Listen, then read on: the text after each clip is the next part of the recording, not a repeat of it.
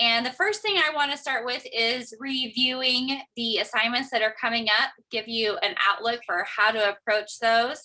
And like anything, if you feel nervous about any of these, especially the last two assignments, hopefully I can ease that up for you and help you get a better grasp on what is expected. I hope that you've enjoyed the course so far and that you've found it worthwhile. And if not, let me know privately so that we can talk about it. And I'm always interested in making the course awesome and making it worth your time, because no one likes to go to a meeting that is pointless, and no one wants to spend time in an 8-week class that seems pointless either. So help me out. If you have any comments or feedback, you can text me, inbox me, or you can do it on the survey so that everybody at Bryan sees it at the end of the course. So without further ado, let me share the assignment 4 screen. Okay, so the next assignment that's due is due in 5 days on August 15th. And this is friendships and relationship scenarios. So now we're getting into the nitty gritty of interpersonal relationships, and we are applying concepts to real life application. In this assignment, there are only 3 short answer questions, and it's expected that you'll write at least 100 words. If you can't tell how many words you're writing, just copy and paste whatever you've written in the quiz doc and put it into a Word doc, and it will show you a word counter at the bottom. I always recommend writing in a Word document anyway, so that if something happens technologically, you have it saved in at least one place. And in fact, sometimes I save it on a Word doc and then I email it to myself anyway, so that I have it just in multiple areas. So recommend doing that. On assignment 4, you do have this little study guide here. It lists out multiple concepts that you can use from these different sections to help you get your answers together. So when I open up the quiz, you'll see that you have 3 questions, and it's basically looking at how we do friendship through various seasons of life. So we're going to have friendships in our personal lives, and we're going to have friendships in our professional lives, and we're going to have friendships that are going to go in between those 2 categories. So how do we do that? And it's a great this is a great time to think through this as it's happening and even before it happens. Or maybe you've had a friendship that has ended and you can look back and think, oh, well, maybe this is why that happened, if you haven't already discovered language to do that. So I'm asking you just to imagine these different seasons. So the first question, you're in college. How are you going to handle an intercultural friendship in college? Use the concepts. Then the second scenario is a professional setting, having a same-sex friendship. So someone who identifies, this is such a clunky topic right now. So however you want to interpret that, go for it. Just know that it's platonic. It's not a romantic friendship. This is brotherly, sisterly love, okay? How are you going to maintain that friendship? So we're looking at seasons, but we're also looking at different nuances. And in the third question, you're in late adulthood. So think 65 plus. Now, when this was written, I wrote this question. I was living in Arizona, and in Arizona, there's a lot of 55 plus communities. Have you all heard of, snowbirding? Do you know what snowbirding is? Mm-mm. Okay, No. so snowbirding in Arizona is when people from really cold places come to spend their winters in Arizona, where it's not so cold and it's very temperate. And there's all these pockets of communities like mobile homes or condos that are, you can only live there if you're 55 plus. And they do fun things like bingo or have dances, or at least that's what they did. Now that we're in this new digital age, I don't know what it's going to look like when I get there, because I mean, I'm not spending my nights going dancing anymore, right? So imagine you are at this later stage of adulthood and you're in a community group like you do, or a hobby or sports, or like you're volunteering somewhere. How are you going to maintain that friendship? So again, I'm looking for you to explore with your imagination. I want you to use the concepts, define the concepts, and apply an application of the concepts. If you do those three things in each of these three questions, you're going to hit 100 words without any problem at all. So do you have any questions about that assignment? Nope, I'm taking that as a no. Okay, so now let me go to the final assignment. Well, the final. There's actually 2 more assignments after this. The next assignment is an interview assignment, and you should consider this to be sort of like your capstone or your final project for the class. And this is it's an interview and analysis. So let me open up that document. So you're going to be using the same set of questions to interview someone who is in a family, and the questions are going to be geared toward their family relationships. And then the next set of questions are going to be to someone who is in a workplace. So it does not have to be someone that you are working with. It just needs to be someone who is working in some sort of professional environment. And it doesn't have to be, don't think like uber professional, like suit jackets and high heels or anything. You could be working in retail, which can be high heels and suits, but you know what I mean? Just an employee somewhere about their relationships in the workplace. So it says record here. It does not mean a video recording. It's writing down the answers. So I don't need to see a videotaped recording, just writing your answers. So after you get done with that, you're going to analyze, compare, and contrast the answers to help you figure out what things are the same in family communication with the workplace and what things are different in family and workplace communication. You need to have 8 bullet points. A great way to do that is just to look at their answers for these different, like, what are their workplace values? The values in the family are this, whereas the values in the workplace are this. How is technology used? In the family, technology is used to communicate with each other when you're on different levels of the floor that dinner is ready. Does anyone else send out texts to their kids? One's upstairs, one's in the basement, dinner's ready, I'm about to ring the bell. Get up here, right? I see some smiles, good. You know what I'm talking about. It is the worst, the absolute worst, to spend time cooking dinner for people and it's hot and you are hungry and you want to eat now.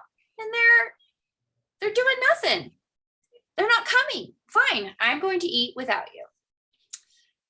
Little vent session on my half. So let's move on. Okay. After this, then this is, I think, where the fun comes in of this project, is applying what you've learned from the course overall to, if they ever ask for advice. I'm not just going to offer advice because that would be received as criticism, but if they ever ask for advice about how things could go better, what advice would you give them? The first bullet point has to do with communication patterns and leadership patterns. And I'm going to post a little bit more on that as we get closer to this assignment so you can know exactly what I'm looking for. But then the second is, based on what you're learning, how would you help the family improve their interpersonal communication? Please do not tell them that everything is okay and that they're doing great. If that is the case, you think everything is fine, offer ways to encourage them to continue to do better. Use specific concepts. Think about the whole breadth of the course. You could look at the study guides for each assignment and pick out like 3 concepts that you would offer to them.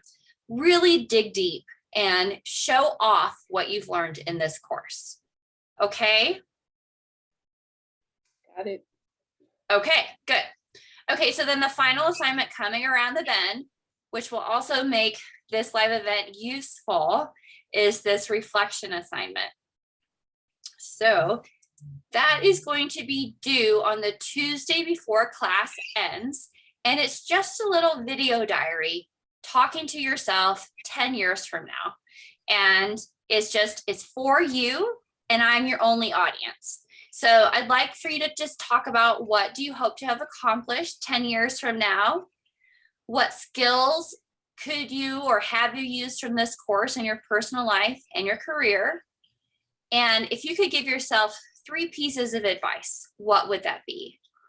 This video really should be no longer than 5 minutes. It should be at least a minute long, but hopefully for you, it's no stress. It's just getting on and talking to me like we're having a conversation. And if you want to try out any of the things that we're going to talk about in the next minute or so, go for it. It's your time. Like if you're really nervous about public speaking, this is your time to just try some stuff out and see how it goes. And I'm not grading you on your skill. I just want you to answer these 3 questions. Okay? All right. Okay, good. Now let's get to the fun stuff. PowerPoint. Let me share this one.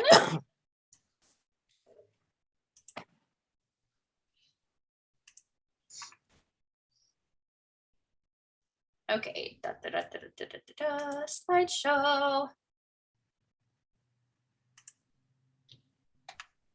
So if you're a visual person and you need to see more, a condensed version, here's the assignment review, everything that I talked about. Key points. Got it? Okay. Now let's just go back and review from the beginning of the class, what is all involved in communicating. So we're all communicating all the time about everything. We have a sender. The sender is the one who encodes and decodes the messages and also receives the messages. We've got these 2 communicators and they're sending and receiving constantly. And what are the ways that we're sending and receiving constantly? Can you name the 2 primary ones? Verbal, yes, we're verbally, and we are also non-verbally. So we're saying stuff, and we're also reading each other as to our non-verbal, and that also happens in our voice, the tone of voice that we use. So we've got this message, we send it through particular channels. We've got everything from calling someone to texting to someone, you just talking to them face to face. Okay, and then as we're doing that, we have noise, external. Yeah, and it's been too long too since you started taking it. Okay, so sorry. Ding. We have noise that's coming in that makes it difficult for people to receive our messages. So before we go into any public speaking situation, it is good to remember how communication happens and that it's a constant transaction of give and take between the audience and the speaker and everything else that is going around outside of them and also inside of them with internal noise.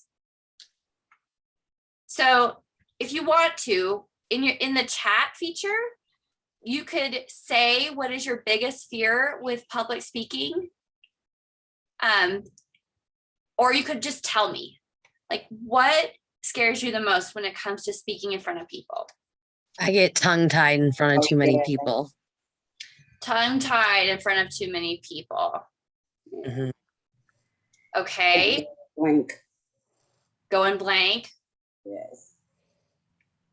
And also when we're talking about looking stupid, yeah, and that all kinds of goes together, because we can get caught up in our thoughts and then we lose our place, or our mouth gets dry, we get nervous, we just start rambling about who knows what, and that can be really scary, along with other major stressors like getting married, buying a house, going through a divorce, going through a death.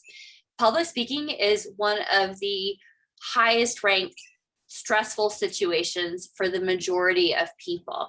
So what I want to do over the next 15 minutes is hopefully help you get through the fear of looking stupid, getting tongue-tied, and just give you some tools to have in your tool belt so that you can do this better. So why? The reason I'm talking about this is because you're going to be speaking to people no matter what. At this point in your career, it's probably unlikely that you're going to be standing at a podium speaking to hundreds of people, but you might. More than likely for you all is going to be small group presentations. or delivering information to someone who needs to hear what you have to say, whether you're a paralegal and you're explaining things to the attorney, or you're explaining things to the client, or if you are working in the healthcare field and you have all department meetings and you have to explain some sort of new coding procedure, or if you're in fitness and you're teaching a group fitness class, or you're always going to be going between some level of clientele or some audience. So in this course, because it is not a public speaking course, this is my one shot to give you some of this information. So that's why I'm doing this today. So first of all, let's just talk about warming up. One of the reasons we get tongue-tied and we get super nervous is because our body is creating all sorts of adrenaline and nervous chemical that makes us have those butterflies in our stomach, makes our voice shaky. And so we can actually work that out by warming up our body. So let's all get out of our leotards and let's go. Who's with me? I'm with you. Awesome. I mean, I love the 80s. I love blue eyeshadow and I love big hair. Not so much on whatever her leotard is, but I could definitely do like from the neck up, no problem. But seriously, when I'm talking about warm-ups, I'm talking about the breath, the face, and the body. So something you can do to help calm that energy is to just breathe. So breathing in and breathing out and letting your body and your mind start to calm down. You have a diaphragm. It's not the same as your ribs. It's underneath of your ribs. And so appropriate breath means breathing all the way in and feeling your belly expand, and breathing all the way out and feeling your ribs and everything come in until there's no more air left. So just going into your car or into the bathroom and taking some deep breaths, or if you have an office where you can close the door, that will help calm you down so much. Now, the face, your face is actually a ton of little muscles, and you can help out your tongue so you don't get dry mouth and also deal with that excess spit that happens by warming up your face and your tongue. Great way to warm up the face is just, you can just kind of massage your face a little bit, get up into your temples, which is probably a good practice to do anyway. You can massage your neck. You can also do like a squishy face, which looks silly, but again, remember, you're going to be in the bathroom, in your car, or in an office behind a closed door, right? So you can just squish your face out, and then you can make it really, really big. And just open up all those muscles that are getting really tensed to help move that energy through. You can blow air through your lips. You can blow sound through your lips. Something like that. You can do the same thing with your tongue. They're called lip trills. And you can blow sound through your tongue. So if you find that your voice is getting tired, you can do those exercises just to help keep you from getting tongue-tied and to work that energy out. Finally, you can do tongue twisters. I know it takes us back to elementary school, but those tongue twisters really do help us enunciate our words and just slowing down in our speaking so we don't have to talk so fast. So does anyone have any favorite tongue twisters that you remember from childhood?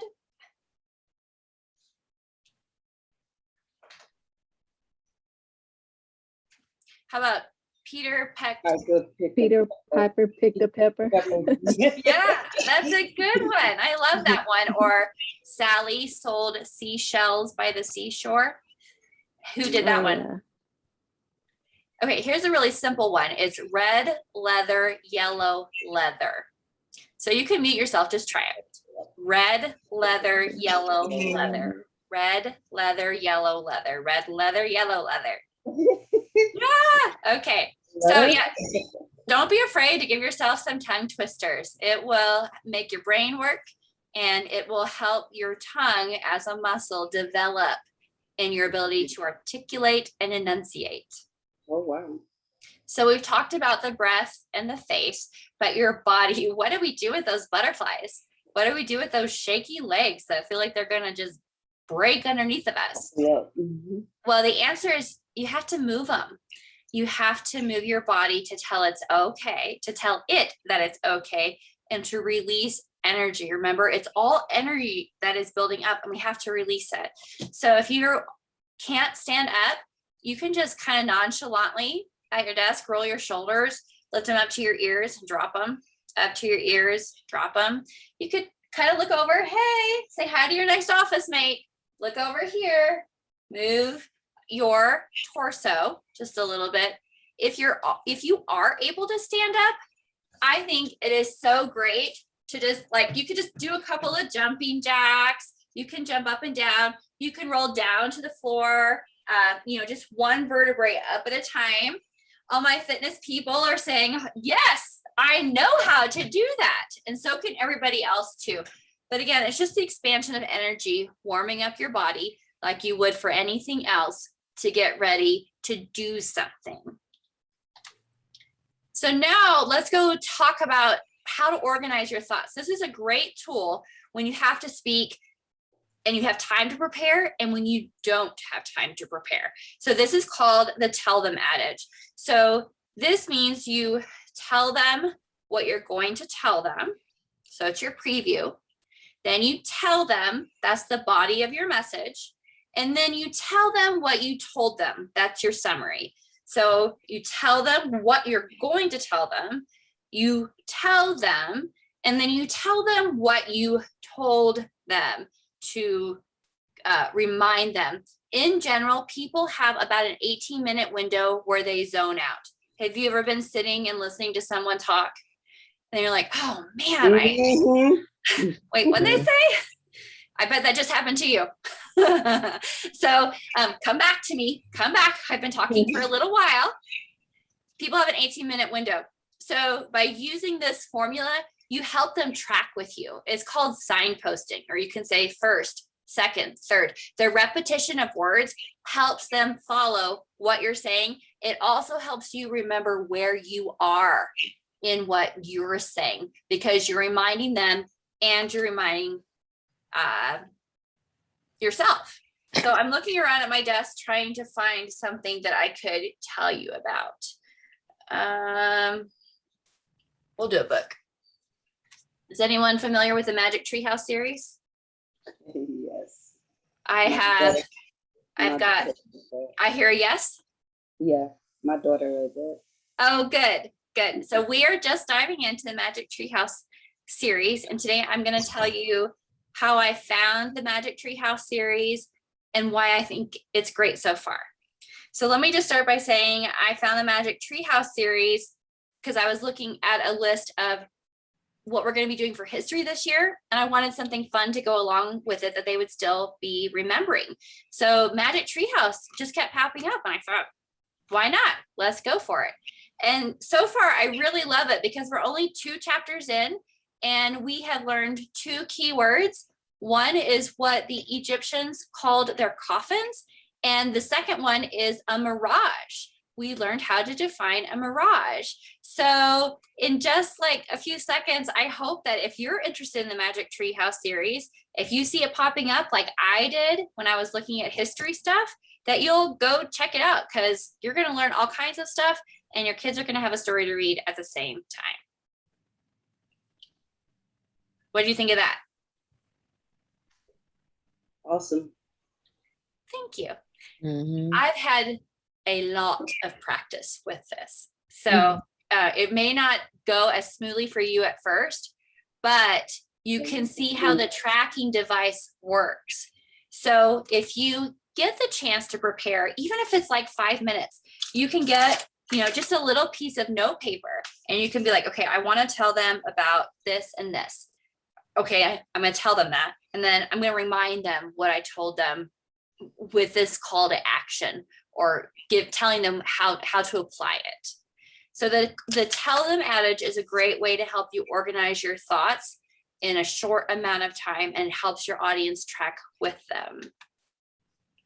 So I think it's important too, just to briefly review the styles of listening, because as you're speaking, it's important to be mindful of how people are listening to you and the ways that you like to listen. So if you'll remember from assignment 2, what is a people-oriented listener?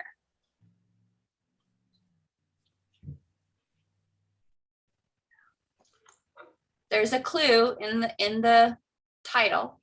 If I'm a people-oriented listener, what am I concerned with? Other people. Other people. That's right. I care about the message, but what else am I looking for? Listening styles. Their listening styles. As a people-oriented listener, yeah, I would care about their listening style. I'd also be hyper-focused on their nonverbals. How are you as a person? What is all of that you're saying to me and everything telling me about you? Okay, let's talk about an action-oriented listener. So think about action. If I'm an action-oriented listener, I want to know, what do you need me to do? How am I supposed to respond to what you're saying? Tell me what to do. Does that make sense? Okay, now content-oriented listener. What's a content-oriented listener going to be concerned with? The information. That's right, the information. What are you really saying to me? And then finally, a time-oriented listener. What do they want from you? The time. Time. Yeah. How Yeah. long? Like, get me in and get me out. I don't have Yeah. time for any sorts of fluff. Just make it Get concise. to the point. Yeah, get to the point. Mhm. So as you're interacting with different audiences and you're sharing with them and you're telling them things, understand how you like to listen, but also consider what they want from you. And our styles can change depending on the context. So let's say the attorney you're working for wants a brief on a case that you're working on. What sort of listening style might you be attending to?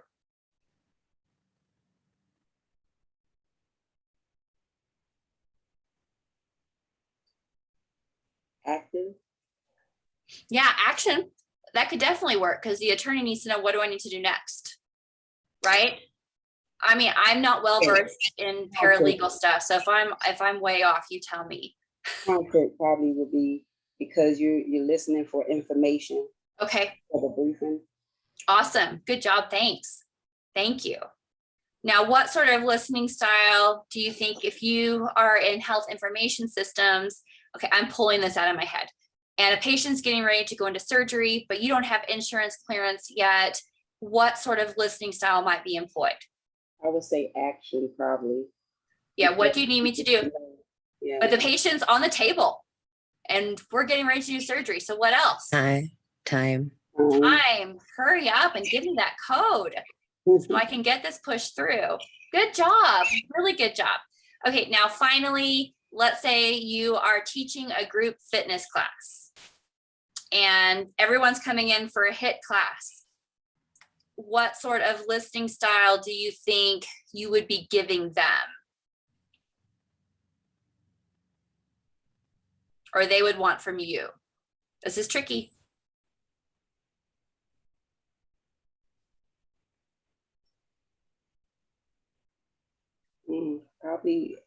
Probably action, because you got to tell them what they need to do. That's right, you do. You have to tell them what they need to do. How would you transition for the person in the back who is struggling? Let's say everyone else is going up on the one beat and that person is going down on the one And beat. you have to be people oriented. Yeah, you'd have to come alongside Yeah. them and be people oriented. Yeah. Good job, really good job. Okay, so finally, I'm trying to wrap it up here for you. Gestures also matter when you're speaking in front of people. So we have already done the yellow dig with the girls talking to each other, right? So looking at this picture, do you think they're happy or angry? Look like they're fussing. Who do you think is winning the argument? That was the lady, because she got that one little finger up like Uh-huh. I told you. and her shoulders are up. She's got a closed off posture. She's pointing a finger. And what's the guy look like he's trying to do? Explain himself. Like he's I'm not a mind reader. I don't know what you want. Defensive. Yeah. So when we're thinking about gestures, this also goes back to helping you expend energy. If you're speaking to people and you cross your arms, that doesn't help you expend energy at all if you're nervous. And it also makes you look nervous. It makes you look like you're not confident in what you're saying and that you're insecure or even mad. Like, I don't even want to talk to you right now. So if you have to speak with people and you're trying to develop those interpersonal relationships, try to uncross your arms and keep a more open body posture, because that posture is going to be read as you're cool, you're confident, you're willing to come to the table and you're willing to work with everybody, even if you're scared to death. So it's sort of like fake it till you make it. So try to keep those shoulders open, try to keep your arms open, and avoid pointing the finger. The finger. I'm kidding. Body language is important. Okay. All right. So another quick recap. When we're listening actively, then we know the styles. We're working on all this other stuff. And to be a good listener means that we are using active listening techniques. We're trying to keep appropriate eye contact. We're summarizing and paraphrasing. We're using appropriate nonverbal feedback, taking notes if we can, asking appropriate questions so that we are being reciprocal in our communication with the other person. So that concludes this crash course on public speaking. Oh my goodness, it's like a fire hose coming at you. So if you need to, go listen to it again on like 75% speed, that's okay. So just keep in mind one thing. If you take nothing else away from this, understand this. At this point in your lives, if someone asks you to speak to a group of people or to give a presentation, it's because you have information that they want. You have legitimate power or expert power or referent power. So try not to get caught up in, oh, I'm going to look stupid and they're all staring at me. That's not true. The reason that they're looking at you and the reason you were asked to speak is because you have information and they want it. So capitalize on that and be confident in that. And hopefully use some of these tools to help you do that. So at this point in the game, public speaking is nothing to fear. It's something to really revel in and enjoy because you got something and they want it, right? So what? So that's a good way to look at it. Good. I hope so. It definitely is. I never thought about looking at it that way. It's just like, oh my gosh, now I have to speak. Great. Right. Like you're really, at this point, you're not going to get asked to talk about something that you don't know anything about. No one's going to ask you to explain thermodynamics unless you're a scientist. Right? Right. Yeah. So good. I'm glad I thank you for affirming that. I'm glad that you found that helpful. So yeah, I find this whole class helpful. Like my mom actually is so nervous speaking in front of people that she didn't graduate high school because she had to do one last report and she didn't want to speak in front of the class. And so she's like, okay, fine, I'm leaving. I was like, oh, wow. So she failed. And I think knowing that, I never wanted to just be, and not that I don't want to be like my mom, I just didn't want to do that. So I think even having this class, like I wish maybe she would have had this class. Right. Yeah. And how unfortunate it is her teacher wasn't able to come alongside her and recognize that and help. Mm-hmm. Right. Thanks for sharing that. Yeah. And that's what I also just really like about Brian. I know a person who missed getting their college degree by one paper because they just decided they weren't going to do it. And I think the topic was stressful for them. And so they just didn't do it. And it's like, oh, man, you could have written something. And 4-year degree, you don't have the piece of paper. And they still went on to be successful adults and have a career and everything, but you work so hard for that piece of paper. So, don't let anything stop you if it's up to you. Right. Yeah. And we're getting so close to the end. I don't know about everybody here, but yeah, we're getting so close to the end that it's just, I think for me, it's more freaking me out because it is really close and doing the whole internship and everything. But I think having these classes towards the end is very helpful. Oh, These thank you. classes. Mhm. Good. And really consider that internship like an apprenticeship. They used to do that all the time, where you didn't actually go out into the field unless you had an apprenticeship to be trained and fleshing out those skills. So one Right. step at a time. Right. Yeah, thanks for sharing that. Of course. All right, folks, that's all I have for you on this beautiful Tuesday morning. So I'll hang out if you have any other questions, but otherwise you're free to go. Thank you. Thank you Thank so much. you. Thank Thank you. Bye, you. everyone.